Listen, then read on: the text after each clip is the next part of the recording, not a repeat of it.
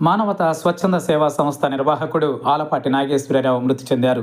అతని అదృశ్యంపై two town police స్టేషన్లో case నమోదు చేసి ప్రత్యేక బృందాలు గాలింపు చర్యలు చేపట్టారు. ఏలూరు శనివారపుపేట శాతవాహన నగర్లో ఆయన కుటుంబ సభ్యులతో కలిసి నివాసం ఉంటున్నారు. ఈ నెల 9వ తేదీ ఉదయం 11 గంటల సమయంలో వసంత మహల్ సెంటర్ వద్ద గల ఆయనకి చెందిన గాయత్రి ఫైనాన్స్ కంపెనీకి వెళ్లి అక్కడి నుంచి ద్విచక్ర వాహనంపై తిరిగి వెళ్లిపోయారు. అప్పటి నుంచి ఆచూకీ లేని ఆలపాటి శనివారం ఉదయం ఆగిరిపల్లిలోని ఓ చెరువులో ఆయన మృతదేహం కనిపించింది.